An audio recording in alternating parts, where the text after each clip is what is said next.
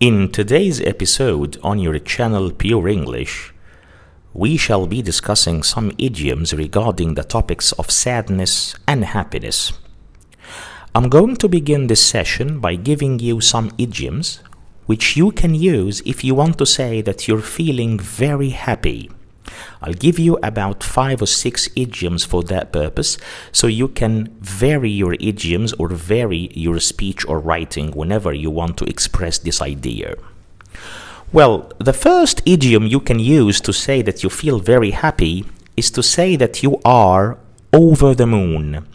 If you are over the moon, this means that you feel extremely happy. You can also say that you are on cloud 9, which means that you feel extremely happy as well. You can also say that you are in 7th heaven, that you are in 7th heaven. So all these 3 expressions have almost the same meaning, which is to say that you feel extremely delighted or very content, very happy.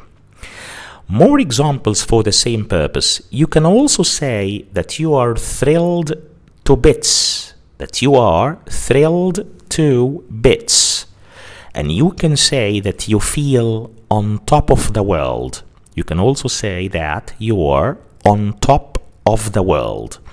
So these 5 idioms are very instrumental, very helpful for you if you want to say that you feel extremely happy.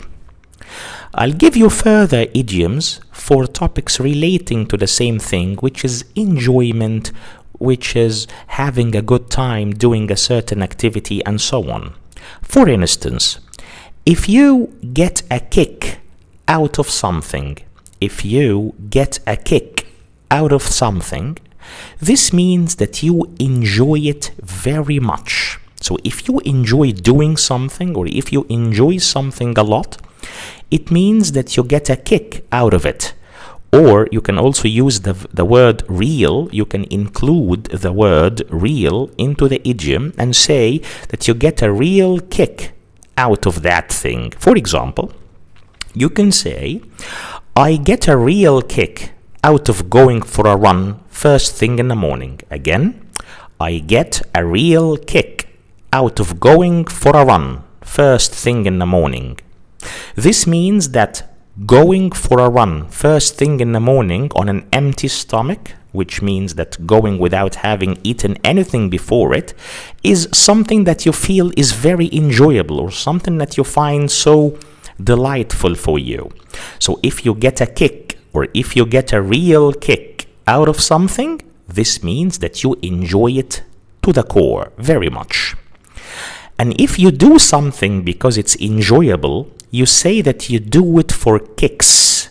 You do it for kicks. By the way, the word kick has repeated in the 2 last idioms, and it's spelled K-I-C-K. K-I-C-K. So, if you do something for kicks, this means that you do something because you enjoy it, because it's exciting, especially if that thing is a little dangerous.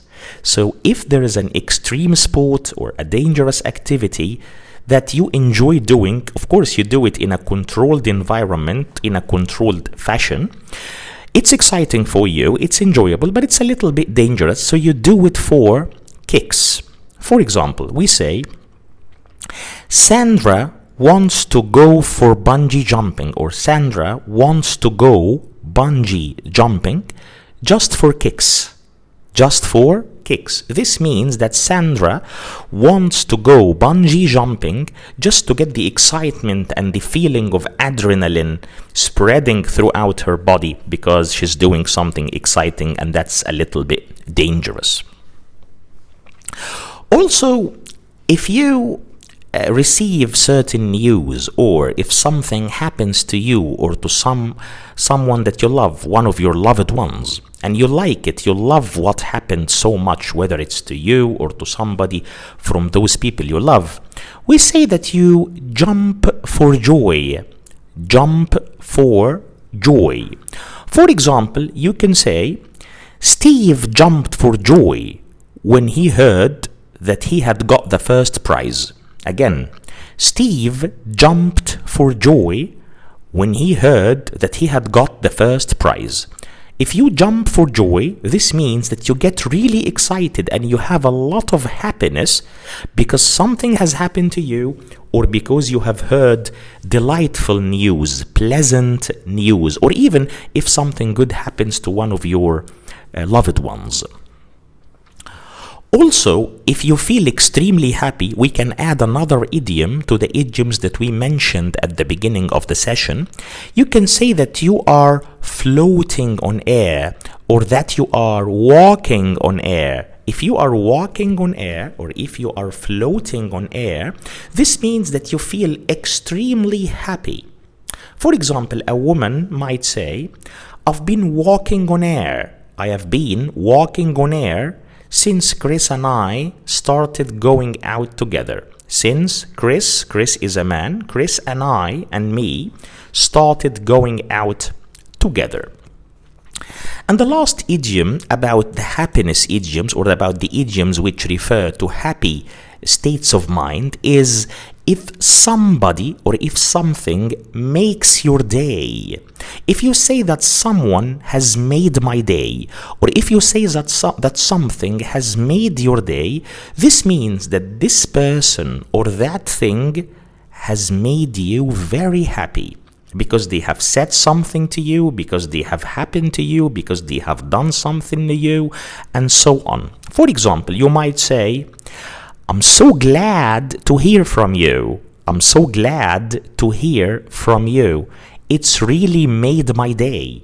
So receiving an email from you, or receiving a text message from you, or receiving a phone call from you has really made my day. It has really made me extremely happy.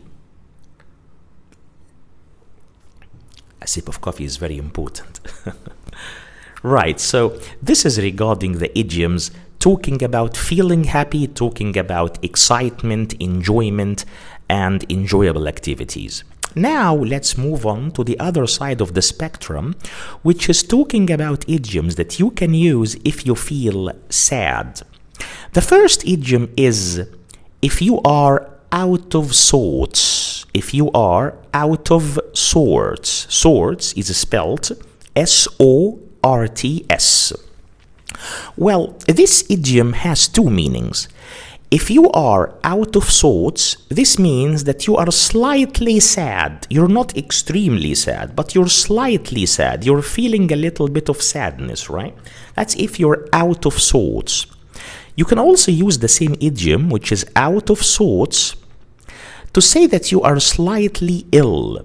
It has the same meaning as when you say that you are below par or under par. This means that you're slightly ill. Or if you say that you're under the weather.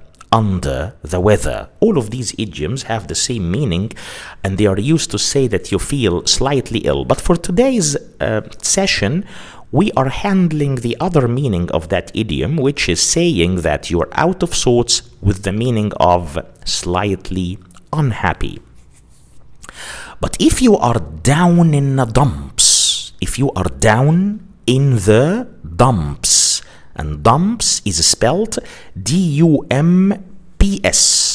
D-U-M-P-S. If you are down in the dumps, this means that you're extremely miserable, extremely unhappy. So if you're down in the dumps, that's even worse than when you're out of sorts, right? So to be out of sorts means to be slightly sad, and to be down in the dumps means that you're extremely miserable. There's another idiom which you can use, but this one you say it to someone who's feeling sad. So if someone feels sad because something bad has happened, you tell them it's not the end of the world.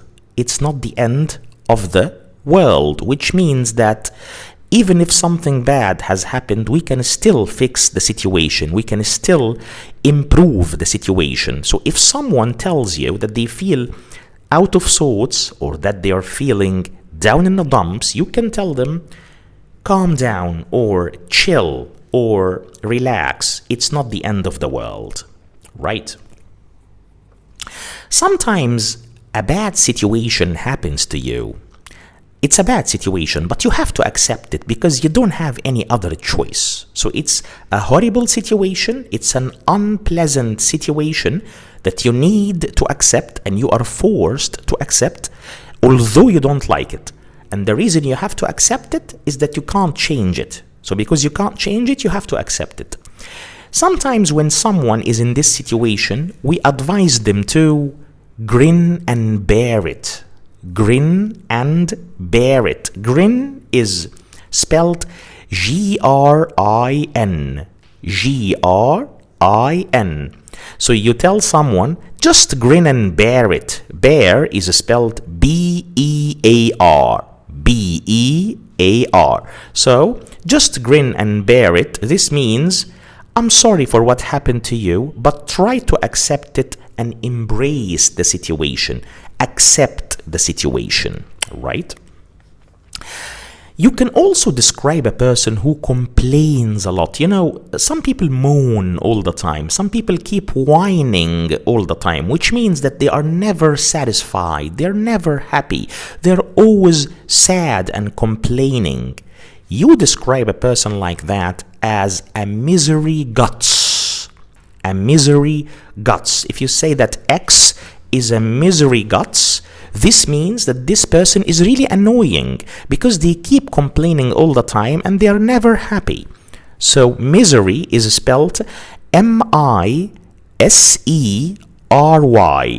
M-I-S-E-R-Y. And guts is spelled G-U-T-S. G-U-T-S. So if someone is a misery guts, this means that they are complaining all the time and that they are never happy. And the last idiom I'm going to talk about in this session is to have sour grapes. To have sour grapes. Sour is spelled S-O-U-R.